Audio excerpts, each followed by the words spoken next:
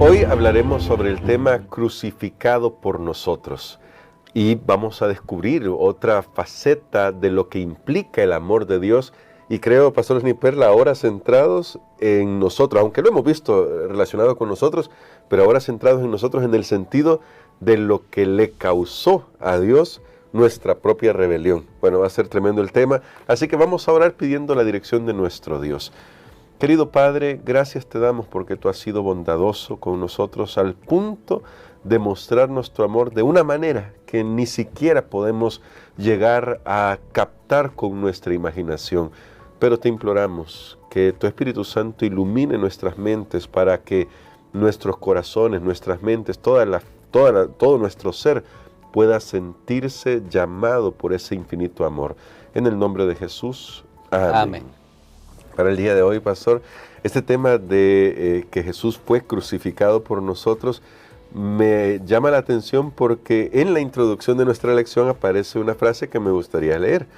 Dice acá: puesto que Dios es amor, se preocupa profundamente por la justicia y el sufrimiento en este mundo, y se identifica con los oprimidos y con quienes sufren, al punto de participar voluntariamente en el dolor y la pena que el mal ha causado en la creación. Él mismo sufre más que nadie hasta el punto de que es la mayor víctima del mal.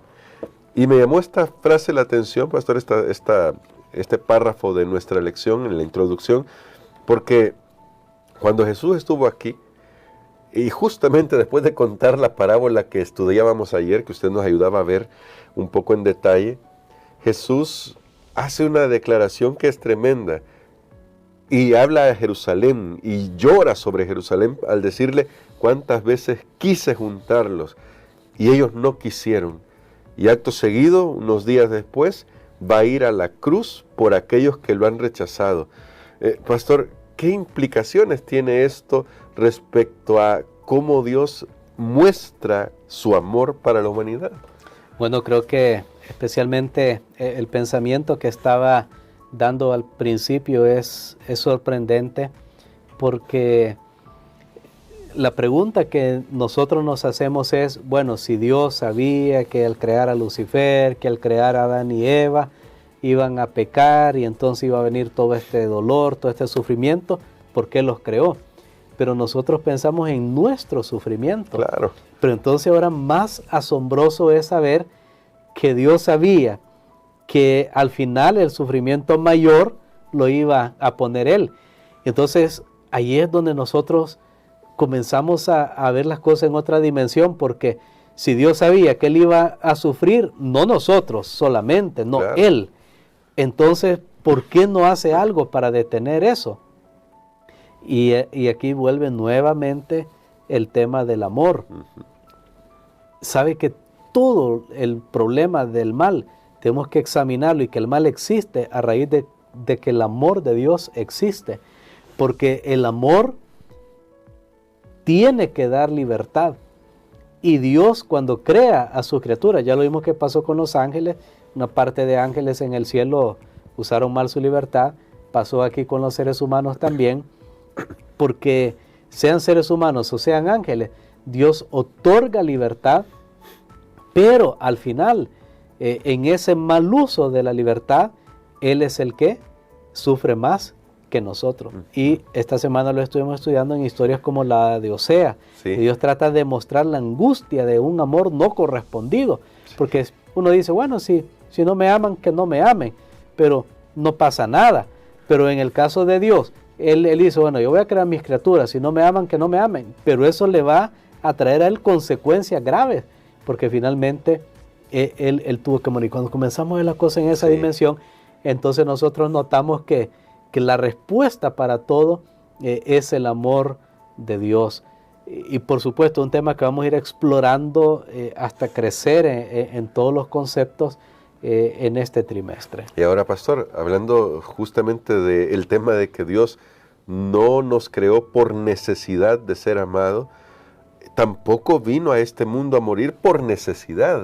Uso esa palabra porque ya la usamos en un concepto anterior en la semana, y el Señor Jesús en San Juan 10, versos 17 y 18, tiene unas expresiones que creo necesitamos leer textualmente para no contaminarlas con nuestras interpretaciones, incluso nuestras paráfrasis. Y me llama mucho la atención esto, pastor. En San Juan 10, versos 17 y 18 dice así: por eso me ama el Padre, porque yo pongo mi vida para volverla a tomar. Nadie me la quita, sino que yo de mí mismo la pongo. Tengo poder para ponerla y tengo poder para volverla a tomar. Este mandamiento recibí de mi Padre. Es decir, Jesús no vino obligado, no, y vuelvo a usar esa palabra, no fue por una necesidad. Él decidió voluntariamente entregarse. Bueno, eso es algo asombroso y es lo que Jesús está diciendo aquí en esta declaración. Nadie me la quita, o sea, él no es la víctima de una ejecución violenta. Yo tengo esa frase aquí en el material auxiliar para maestros: Cristo no fue la víctima de una ejecución violenta. ¿Pero cómo? Él no fue acaso violentamente ejecutado, sí, pero porque se dejó. Sí. Ojo, ese es el punto acá.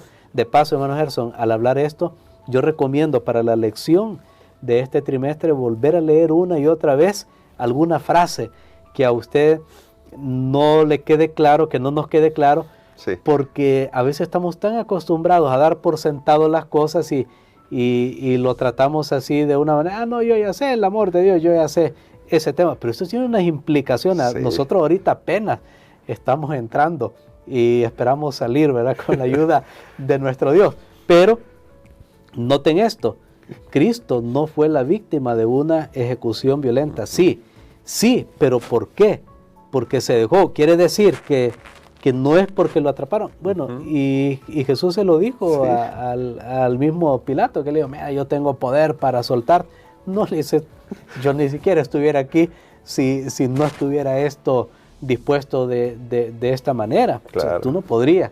A los mismos que llegaron para apresarlo, y cuando él les dijo: yo soy, cayeron al suelo, y dice: yo puedo llamar a mi Padre y me manda ángeles en este momento, y se arregla todo esto. Bueno, se demostró cuando Jesús resucitó.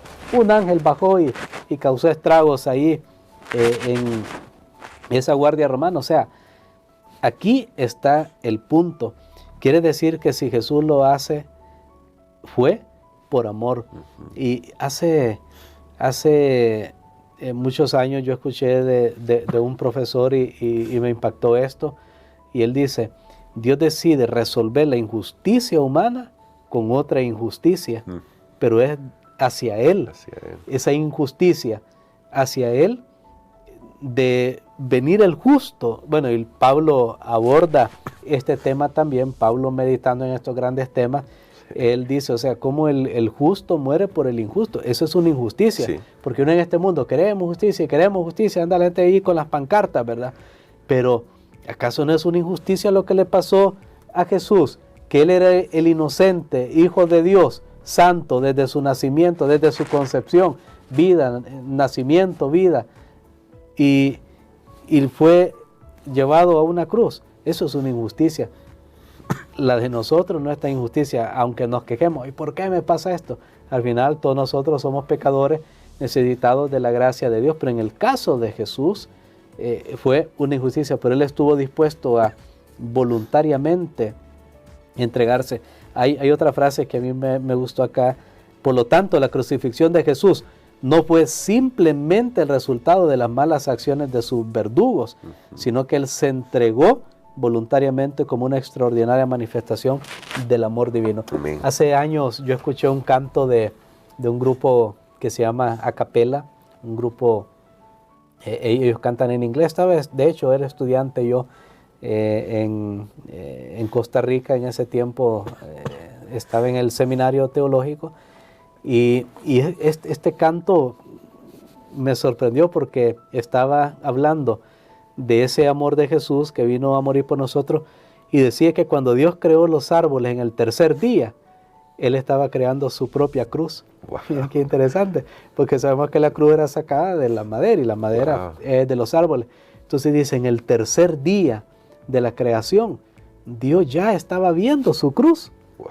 Desde ahí, por eso la Biblia dice, Él es el Cordero muerto desde la fundación del mundo. Es maravilloso, hermano Gerson, es asombroso cómo Jesús voluntariamente decidió entregarse. No hay amor más grande que ese, aunque hay muchas acciones altruistas de seres humanos hacia otros seres humanos, padres a hijos, esposos, pero a ese nivel apenas nosotros lo comenzamos a dimensionar y por eso va a ser el tema para la eternidad. Pero eso me lleva justamente a esta cita que aparece acá en nuestra lección y que me gustaría que comentemos para finalizar con nuestra reflexión de hoy. Porque ya ven nuestros queridos amigos y hermanos, es un tema muy profundo. Y dice el deseado de todas las gentes, desde el principio, Dios y Cristo sabían de la apostasía de Satanás y de la caída del hombre seducido por el apóstata. Dios no ordenó que el pecado existiese, sino que previó su existencia e hizo provisión para hacer frente a la terrible emergencia. Tan grande fue su amor por el mundo que se comprometió a dar a su Hijo unigénito para que todo aquel que en él cree no se pierda, mas tenga vida eterna. Abordando lo que usted decía al principio, pastor, que sí, nosotros nos preguntamos, enfocados en nosotros mismos, ¿por qué?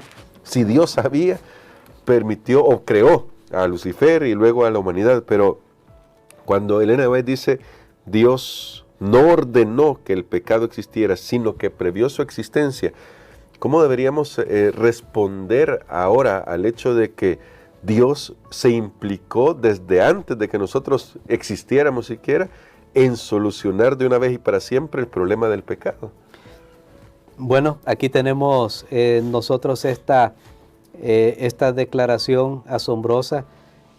Esto es algo que apenas, nuevamente vuelvo a usar esas palabras, aquí tal vez ustedes han escuchado, he usado palabras asombroso, esto porque es difícil a veces encontrar una expresión humana para hablar de algo que Dios es, de algo que Dios es, pero si Dios realmente estaba previendo la existencia del pecado, Dios es responsable del pecado, porque si Dios, una pregunta que va a surgir en este trimestre, bueno, si Dios le da libertad a sus criaturas, entonces Dios es responsable de lo que ellos hacen con esa libertad.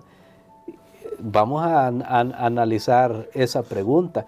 ¿Y qué hace Dios con las consecuencias de las acciones que libremente nosotros escogemos hacer? Bueno, todo eso lo vamos a responder. Si Dios es amor, ¿puede Él tratar con esas cosas? La manifestación máxima, cómo Dios trata con esto, es la cruz del Calvario. Amén. Es la cruz. Ahí están las respuestas que estamos comenzando. No es que ya comprendemos todo, que estamos comenzando a vislumbrar de aquí a la eternidad. Cómo la cruz de Cristo es el acto generoso, porque recordemos, Dios ama porque quiere hacerlo y vivimos generosamente, pero ahora no solo eso, sino que se entrega por sus criaturas.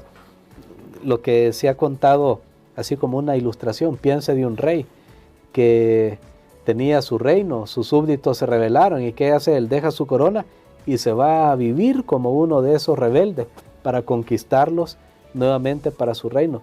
Eso es una ilustración pequeña para lo que Dios realmente ha hecho por nosotros en Cristo Jesús. Así que tenemos la oportunidad de aceptar esa invitación y de recibir ese amor que sobrepasa todo entendimiento.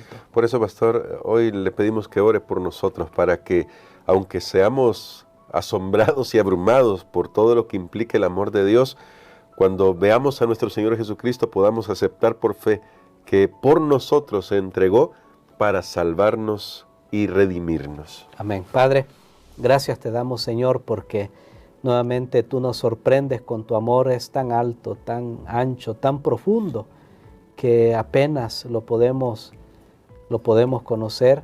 Gracias te damos, Señor, porque tú has estado dispuesto a recorrer todo el abismo que había entre el cielo y la tierra a fin de salvarnos. Gracias, Señor. Ayúdanos para que nuestros corazones puedan vibrar con una respuesta de gratitud hacia ese amor. Lo pedimos en el nombre de Jesús. Amén.